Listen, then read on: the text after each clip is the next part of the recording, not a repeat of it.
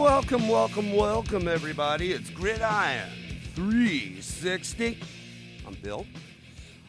Just wanted to kind of do a little recap, the takeaways in the NFL from week one. Went over the games individually, and I just wanted to share my thoughts on this week's showing. Everybody happy to have football back, NFL football, fantasy football. So let's talk, shall we? Thursday night, we saw Kansas City and Houston square off. As we recall, in the playoffs last season, Houston takes a 24-0 lead to have Kansas City storm back in the second half and send them packing. However, leading into that game, actually Houston had done a good job with them last year throughout the year. And so the runaway by Kansas City wasn't something I totally expected. However, 34-20 Kansas City, yeah, it wasn't even close. That was the 20, garbage time by Houston. They put 13 on in the fourth quarter. I guess some of my takeaway is this. Pat Mahomes, looking good. Stay healthy, man. Didn't see a whole lot of Tyreek Hill. Not to worry. Will be a tough matchup this week, as I believe they will be taking on Kansas City. They're taking on the who is it? They're taking on the Chargers. The Chargers. So I think Tyreek Hill will get involved. Kelsey fine. I guess the biggest surprise, Clyde Edwards-Helaire. A lot of hype. He fits this system fantastically. And as a result, I think he could have a really good season, barring injury. Kansas City, I think they're on the right track, man. And on the flip side, how about Baltimore? And we'll talk about Cleveland here in a minute. But Baltimore, just putting the hurt on Cleveland in week one with a 38-6 victory. Lamar Jackson, the guy's got knocked. I saw him in college for his passing game. He's got a good arm in terms of strength, but accuracy, touch. He went 20 for 25. 3 TDs, 275 yards.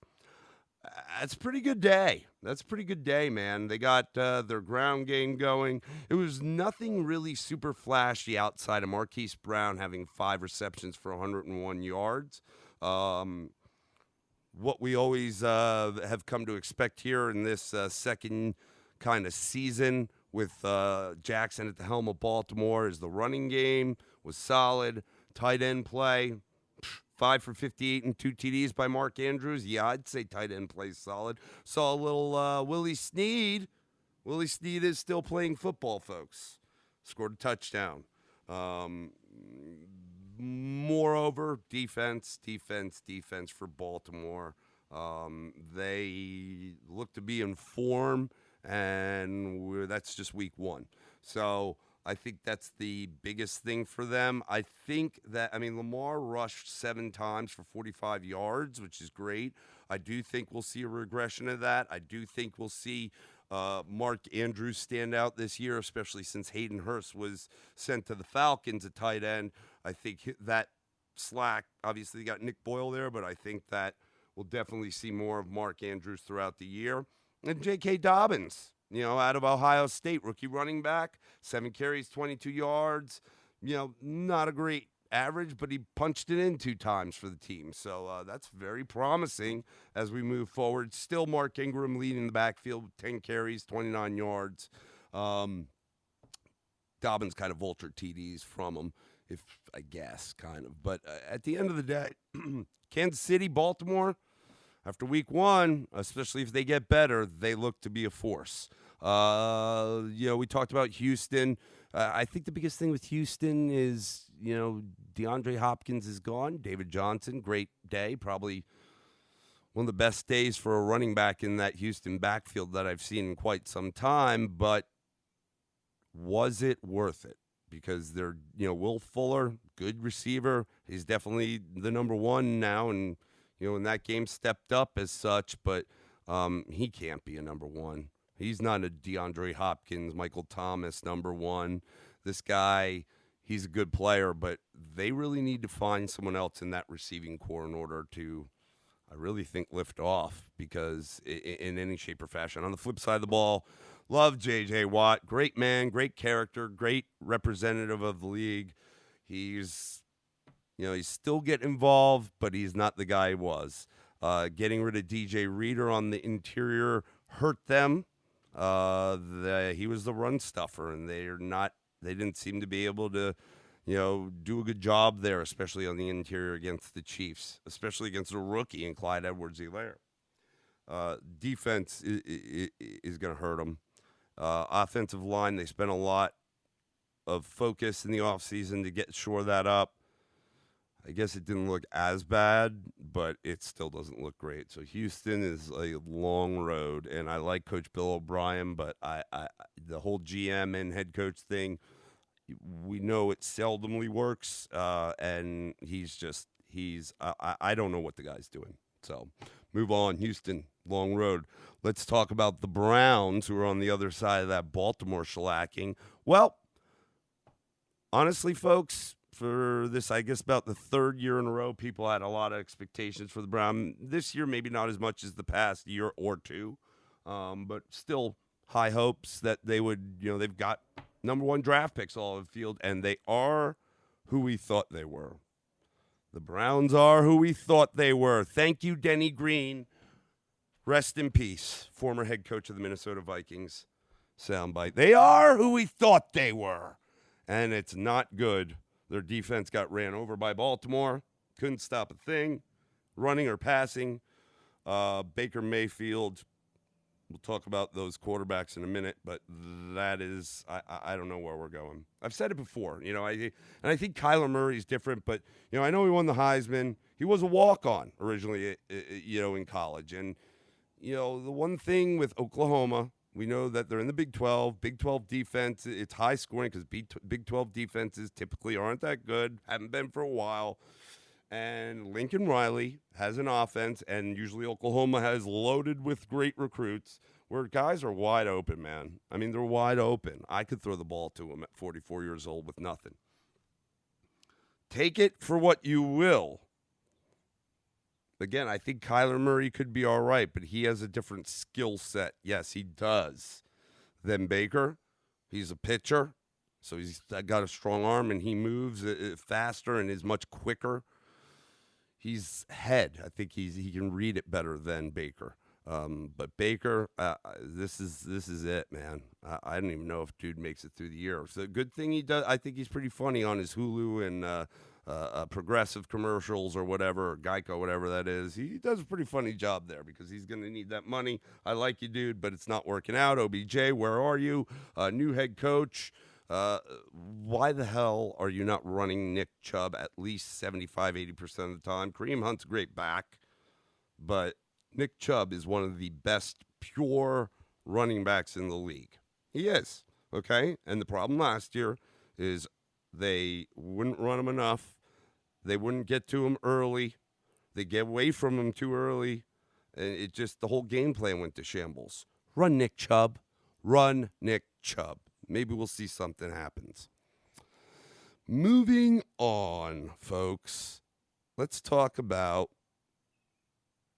the New York Jets. Adam Gase. Le'Veon Bell, he's hurt already. They got this new IR rule. He's on this little temporary IR, maybe a couple, 3 weeks, hammy.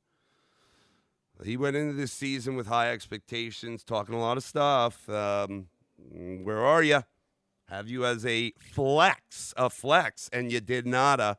And here comes Adam Gase because they do have old man Frank Gore. Love that dude. Frank Gore is one of the greatest, I think, to ever play the game and to still do it at his age. But, here's Gase clamoring over Gore now that Le'Veon's down.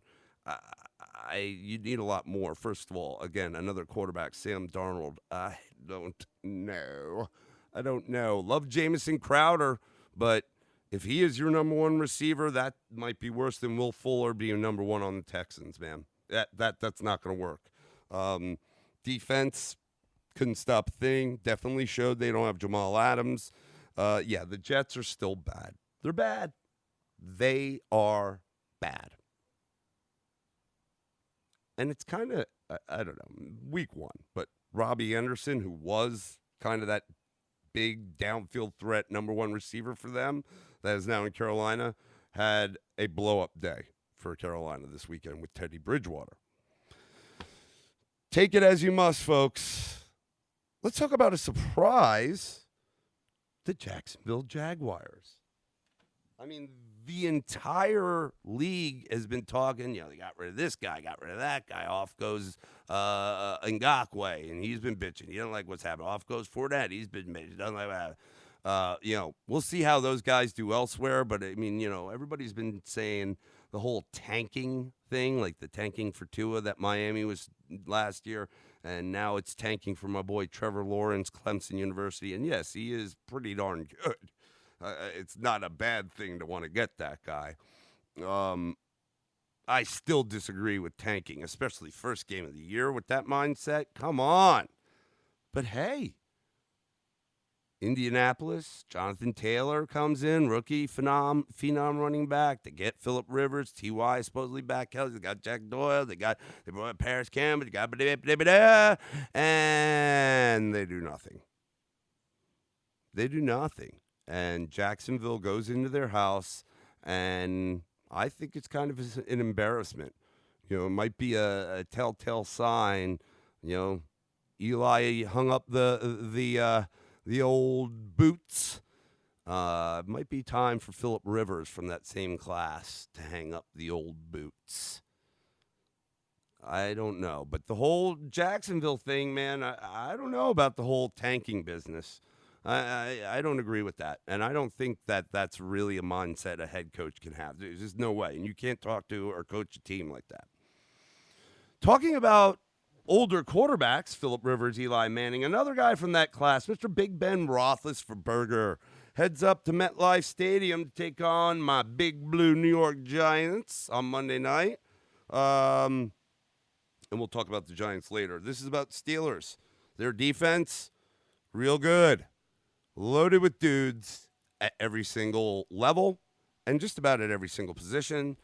Took them not long to get going, and they will be an absolute monstrosity for teams to deal with. P.J. Watt, Bud Dupree, Minkah Fitzpatrick. I mean, they've got dudes, man. They've got dudes, and the guy I can't remember off the top of my head, their linebacker, young guy. They're and then they got guys like Cam Hayward in the center. I mean, these guys. Now let's talk about Big Ben. Very rusty coming out to start. I didn't think he looked good at all. Buddy came over, watched the game. It was almost halftime. He hadn't seen the beginning. He said he heard Ben was doing good. No, I didn't think so. I didn't think he looked comfortable. I think his mechanics were poor. And honestly, the rest of the game, I don't think his mechanics were great. But let's be honest. Were Big Ben's mechanics ever really that great? Lofting one with just sheer arm strength while falling back or on his back foot under duress and getting it there. I mean, that's just kind of what he does. How many times have you seen him draped with guys about to sack him, and he's just so big, he's able to shake them off long enough just to, get the ball out of his arms, and all of a sudden a play's made. That said, as the game progressed, I think I saw, not necessarily mechanics, but his comfort level definitely seemed to be getting back to form. Big Ben, can you stay healthy all year? It was a great thing for the receivers, especially Mr. Juju Smith-Schuster. I don't think they need an Antonio Brown. I think Juju is badass. But he was happy to have Ben back. He said it in the post-game when Ben was getting interviewed, looking up. And by the way, I like the ESPN Game Day crew on that game since we had dual Monday Night Football. Looking up at Maria Taylor, and here comes Juju behind Ben saying, "That's my quarterback." I like it. Now, the running game, on the other hand, James Conner, they were talking in the game about him having high hopes for a good year. He's banged up already. And honestly, I think Benny Snell looked better, and I think Benny Snell, in his, second year, I think it is now, out of Kentucky, is a better back. So we'll have to see what happens there. The offensive line did start to gel, or maybe they gelled late, and Conner took the brunt of the non-gelling period early, but Snell found holes. So the Steelers, I think that it's going to be a fun, at least division at the top over there in the AFC North against Baltimore, Cincinnati, and Cleveland. I don't know where you're going. All right, let's move on. Let's talk about one of kind of the anticipated, maybe most anticipated game on Sunday, and that was the Tampa Bay Buccaneers and the New Orleans Saints divisional rivalry. But more than that, you got the GOAT, TB12, Mr. Brady, now a Tampa Bay Buccaneer. They bring in Gronk. They bring in Fournette. You got Chris Godwin. You got Mike Evans. You got O.J. Howard, if we'll step up. And all of a sudden, little slot receiver Scotty Miller has probably the best day of all of them.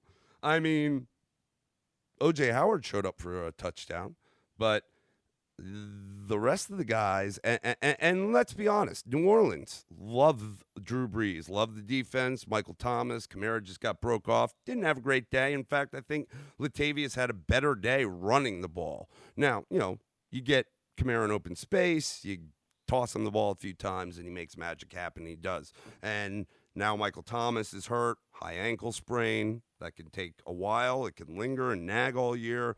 And I love Breezy. He does look like he's getting old.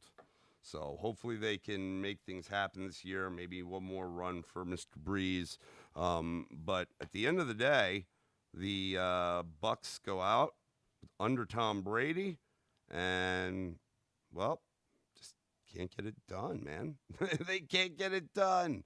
At the end of the day, it was a lot of garbage points. They put 23 on the board, Saints 34. We'll see what happens with them. I definitely think the Saints defense is solid and just going to get better. And I think the whole team will, but we'll see what's going on with Brady. Now Chris Godwin apparently is out. Don't be as hopeful that Tampa Bay is just going to make a run straight to the Super Bowl, as a lot of people might have thought going into the season. I think after week one, that thought faded. Let's flip, though, to Mr. Brady's former team, the New England Patriots, real quick. Bill Belichick's the man. In terms of coaches, he's the GOAT, okay? Cam Newton had a fine day coming out. Did a lot of running, as we expect, but looked good. Got Edelman involved. The running game was a mixed bag. It wasn't phenomenal, but it did its job. And Belichick and that defense, my hat's off, man. They got the job done, showed.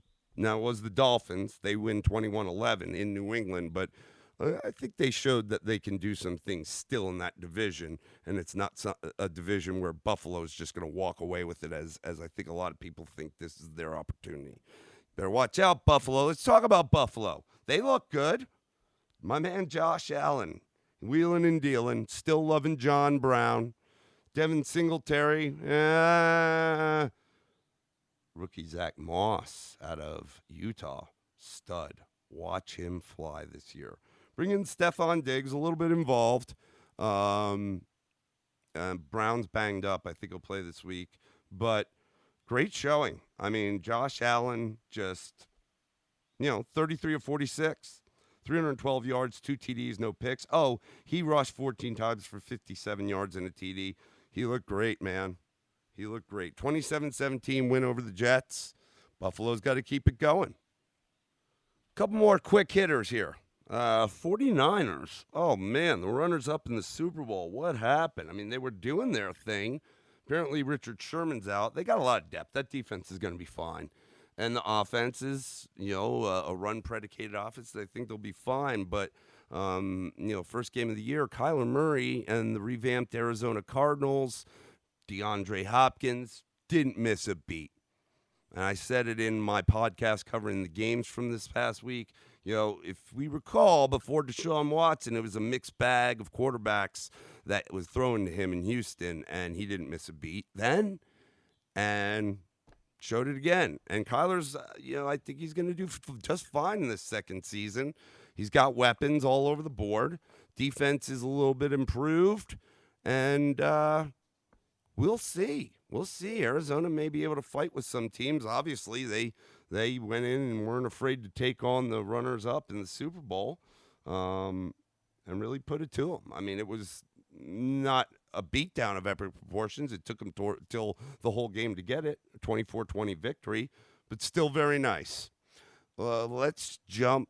Well, I would just want to sidebar really quick from earlier when I was talking about quarterbacks. Baker Mayfield, Sam Darnold, Jared Goff, modest game. I think that we're still not sure about Goff. Mitch Trubisky, he had a good game for the Bears, but I definitely think the jury's not out on him. And believe it or not, folks, Carson Wentz. I don't know if, the cast character is not great. I don't think Philly's as good. We'll talk about the NFC East in a minute. But, yeah, buddy, your mechanics are starting to fall apart. And I just, those guys, Wentz, Darnold, Mayfield, Goff, Mitch Trubisky. Am I missing anybody? I don't know. Josh Rosen's gone. These are high first-round draft pick quarterbacks these teams have taken in recent years.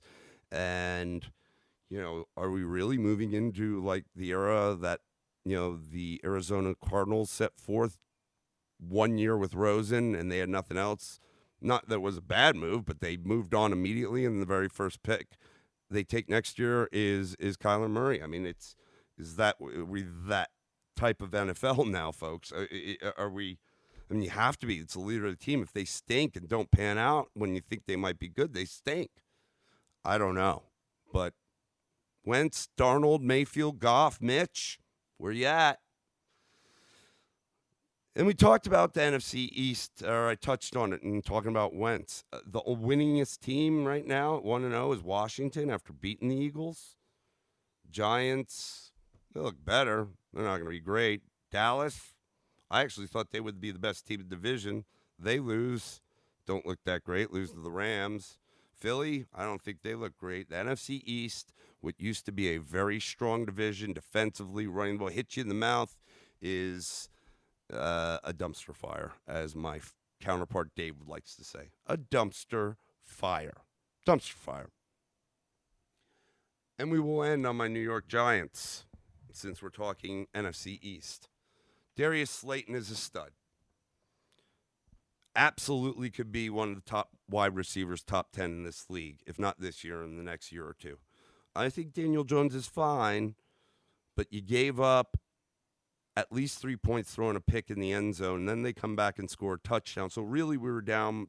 It was a 10-point swing, when if we had at least been able to get the field goal there, we'd have been down by 3, and maybe things would have been different. The line, we spent a lot on it in the offseason. They hadn't had, as most lines, a lot of time to gel, but they better. Andrew Thomas, he had moments where he did do okay against Bud Dupree, but most of the night was manhandled. The rest of the night, the line was manhandled. Saquon, where you at? Stop hurdling, bro. I love it, but do it only when it's needed. The first one was great. The second hurdle, they said on TV, the defense was waiting to stick you when you got in the air, and you didn't need to do it. You could have just stuck your foot in the ground because you've got that ability, and shifted gears with 2 feet moving on the ground.